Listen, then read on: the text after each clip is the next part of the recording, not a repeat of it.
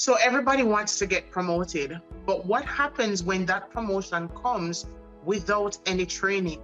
When they kind of just give you the position, give you the role, and say, here you go, it's your show. Well, in today's conversation, we're going to be talking about 5 things that you can do right now if you are in the situation where you've been promoted, but you haven't been given any training, you haven't been given the tools, you haven't been given any information to help set you up for success. Welcome back to the Lead Her Lab. My name is Marsha Flemings Walker, and we are going to get to it. So usually this can happen in smaller organizations. However, it does happen in any size organization. You are looking to grow, you want to get your career moving, you want to get the promotion and get yourself to the next level. And there are just times that organizations just don't handle promotions well.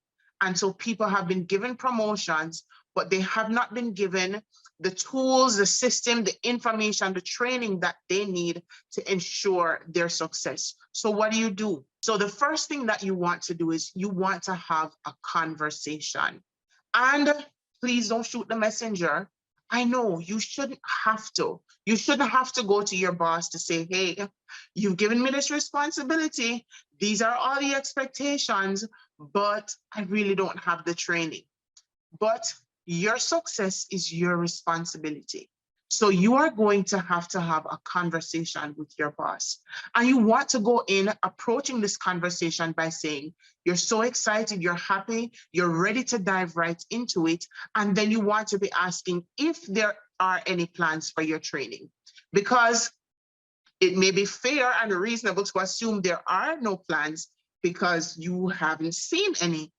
But you want to ask the question to be sure. So have the conversation, go in expressing how fired up you are, how ready you are, how eager you are, and asking the question about whether or not there are any plans to get you some training. You also want to approach this conversation, you want to go into the conversation knowing or having your own suggestion of a plan or a course of training for you in the event there isn't. So in doing that, you want to consider what's a usual mode of training that your organization offers. Some persons, it happens through their training and development department. Some persons are assigned to someone to shadow for a period. So assess your organization, look at how training is typically handled, and if unfortunately you're in an organization where training is not a strength of the organization, they really could do a better job of training and development, then it's okay to set in motion or set an outline of a training plan that you can sell to the organization. And you want to ensure that you are selling this training plan with confidence. It's not just so you avoid failure. It is using language that you're setting yourself up, your team up, and the organization for success, right? So the very first thing that you want to be doing is having a conversation with your manager. And again, like I said, don't shoot the messenger because you shouldn't have to. Ideally, you shouldn't have to. You should have a leader that knows that this conversation is necessary. But again, your success is your responsibility. And a part of taking ownership of your success and your growth and development is understanding that your organization may not always get it right. And while this is a huge mistake for them to make, it's still your responsibility to ensure your own success. The second thing you can do now is shift into a positive attitude. I know, especially if you are driven, you want to do a good job, you want to avoid failure at all costs. You've been ready for the next level, but you just didn't think it would happen like this. And you thought that maybe more things would happen to help you be prepared. So it's easy to get into a panic. It's easy to start to worry. It's easy to start to doubt. It's easy to start to fret. In fact, I've seen people who have looked for the exit because they were so afraid of failing and thought that the organization was just not doing a good job. Now, in truth, if you are being promoted and you're not being given the training, you're not being set up for success, then the organization is making a grave mistake. But I'm saying before you go running for the exit, there are some things that you can do. And number two in these things is making sure that you are looking at this thing positively. So you want to really take on an approach and take on a mindset that says, I am going to work through this. And yes, it is a challenge, but this is something I can overcome. And then that's where you get to work. You get to putting in a plan that you can suggest and figuring out how do we work through these things. Likely, if you're being promoted into a role where you don't have just oversight for yourself, you have oversight for a team. And one thing that great leaders know how to do is to look for a resolution. They are thinking, how do we solve this problem? They're not dwelling on it. They're not spending time worrying about it. And it's not that they may not feel frustrated, but they just understand that in order to succeed, we have to figure out how do we resolve this issue. And so keeping that focus, that forward focus mindset is the thing that is going to help you. Number three on the list is do some research. So let's say there just isn't a lot coming from your manager. What research can you do to help set yourself up for success? Can you find out, if you don't already know, what allowed persons who were previously in a role to succeed and what caused their failure?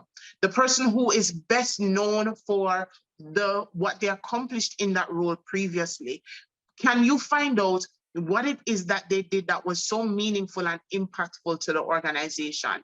Get your hand on every single job description, every single SOP, and anything, any document that gives you information about the role that you are stepping into.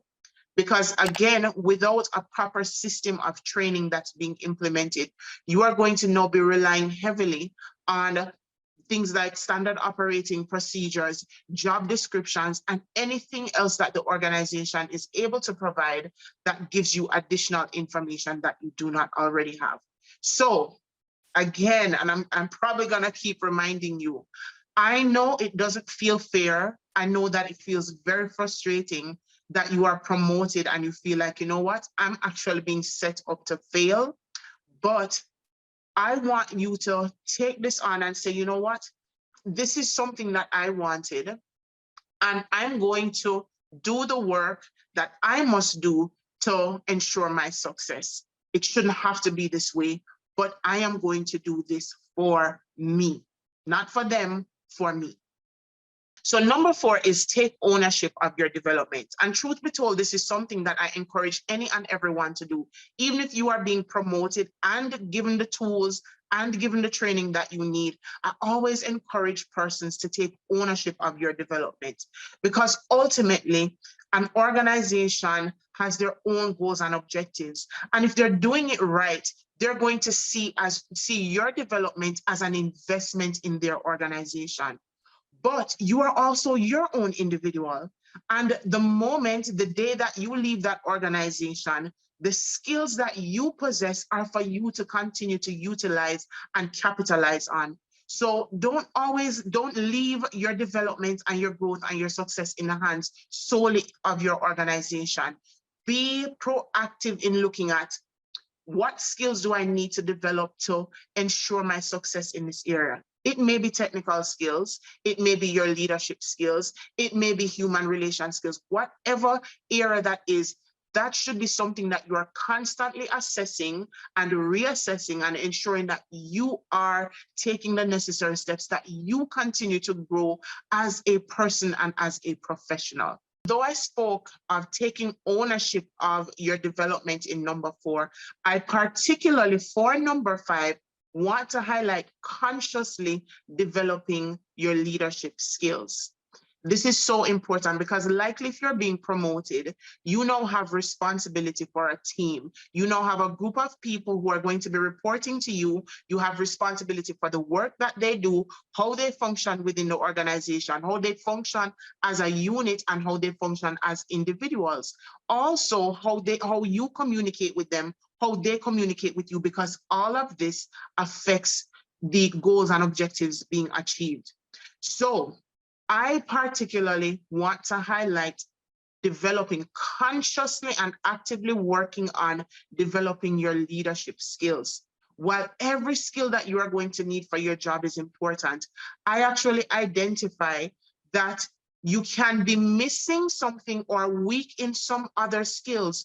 But when you have strong leadership skills, you actually develop the ability to not just compensate for those weaknesses, but you are able to rally your team around the goals and objectives and get them to function at a higher level that then ultimately covers or compensates for the weaknesses that you may have. So your technical skills do need to be on point, but I'm just saying that if you are promoted into a role, particularly if you are new to leadership, you're new to management, you want to ensure that that is something that you are actively working on. Because functioning at a high level where you do not have the responsibility of the work of others, you only have responsibility for your work, requires a completely different skill set from now having responsibility for the work that others produce. Your ability to engage them, your ability to challenge them, your ability to help them see themselves beyond where they are so they start producing work beyond where they are. All of those things are going to factor into the results that the team produces as a whole. All right, so these are just 5 things that you can do right now if you find yourself, you're on the verge of being promoted and you haven't received any training, or you've been promoted and there has not been any training. And if you've been promoted for a while and you haven't taken any of these steps and you haven't gotten any training, it's not too late to start now, right?